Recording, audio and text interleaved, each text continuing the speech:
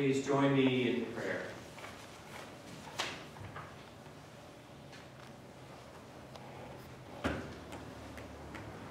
May the words of my mouth and may the meditations of all of our hearts be acceptable in your sight. O Lord, you are our strength. You are our Redeemer. You are the one who calls out to us. Amen.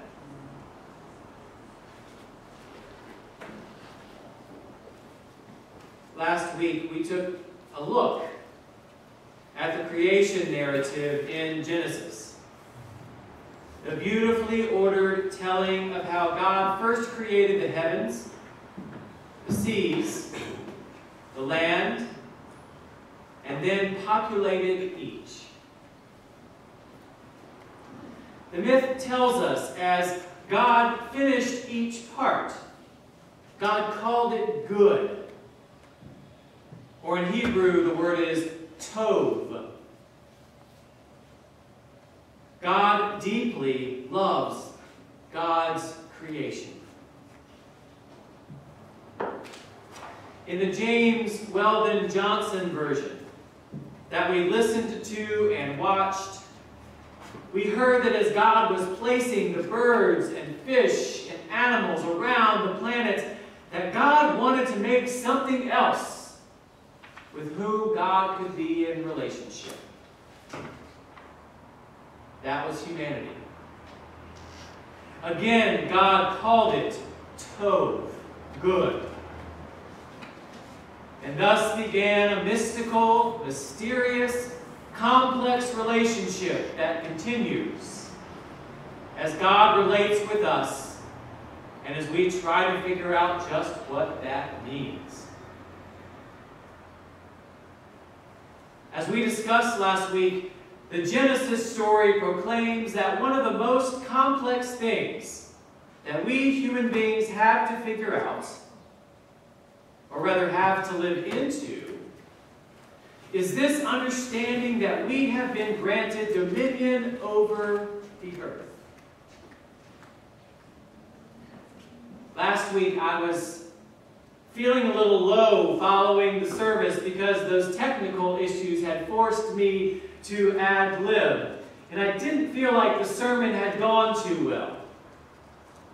But I had a couple of you ask me if I didn't see the irony in the whole thing.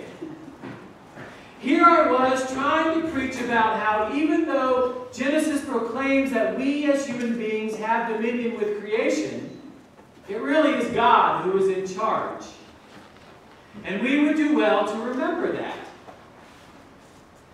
And yet last week I was hanging my head over the fact that I wasn't able to read my sermon to you and had to stammer around trying to tell you what my point of the day was. And that was just it.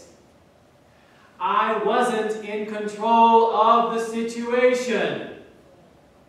Yet I still muddled through. And isn't that just what life is like? I had done the work that I needed to be ready for that sermon. And even though it didn't go the way I had planned, we made it through, and you all got the message that I had intended. Indeed, we are not as in control as we would like. So we may as well give up trying to be the boss. Do our preparation for how to live in this world with God in dominion, and do our best to love and respect life. But I'm convinced this doesn't mean that we just sit back and let things flow. There's plenty of work for us to do. And here I am talking about spiritual work. To live life well, to live life in communion with God, and to be mindful about how we go about it. For one thing, the Romans text reminds us well, we have freedom to live in whatever manner we want. Thus we have laws to help protect ourselves from ourselves and from others. And yet laws still don't keep us from bumping into each other and stepping on each other's toes. You will recall the drive that Cleveland Heights took on a few years ago to promote civility. This was a civic way of reminding people of the golden rule: treat others as you would have them treat you, a version of which is found in most religions practiced around the world. And yet still we see people treating others in ugly ways today. This is a definition of sin to me, treating ourselves and others in ugly ways.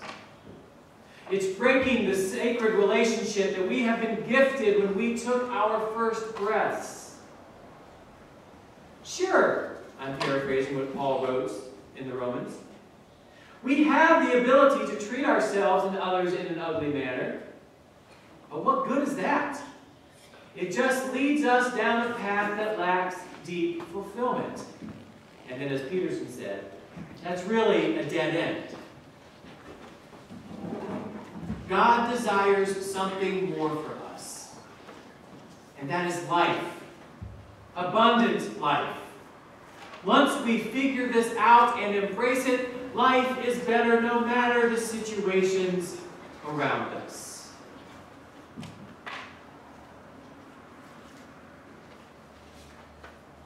Today's story of Abraham, Isaac, and God makes this point in a very, how else can I say it, horrifying way. God has Abraham show his faithfulness by seeing whether Abraham will choose his devotion to God over his son's life. At least that's the way it seems. When I was in elementary school, we would have drills of all sorts. Maybe you did too. We always looked forward to fire drills because it meant we got at least 15 minutes or so out of our classrooms. And since it was a drill, it was always fun to line up, single file, of course, and walk through the halls, quietly, of course, and out onto the sidewalks outside of the school. There we could see kids from other classes and have conversations and be silly, within reason, of course. There we waited until the bells took us back into the classroom. The drills I didn't like, however, were the tornado drills. Did any of you have tornado drills in your schools? Some of you still do. All right. For those of you who didn't, this is what it was like. As soon as the bell or the horn or whatever that emergency sound was, we had to go out into the hall, again orderly, lie prone with our heads facing the cement block walls and cover our heads with our arms and hands. Is that the way you guys still do it? Yeah. Okay, all right.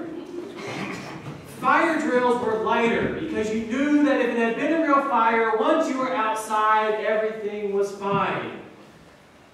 But lying there with one's head against the wall, one's mind is allowed to wander about what could really happen in the event of a tornado. I was always relieved when those were over. I didn't like thinking about what could happen. And just this year, we've seen plenty of examples about what devastation can be wrought by tornadoes. At the beginning of our Genesis text, we're given a warning of sorts.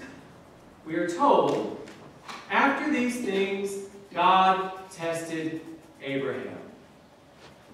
This story probably evolved out of an oral tradition, and so the hearer is given a clue that what's about to follow probably, if it were in today's age, should be rated at least PG-13. And the storyteller doesn't waste time getting to the point.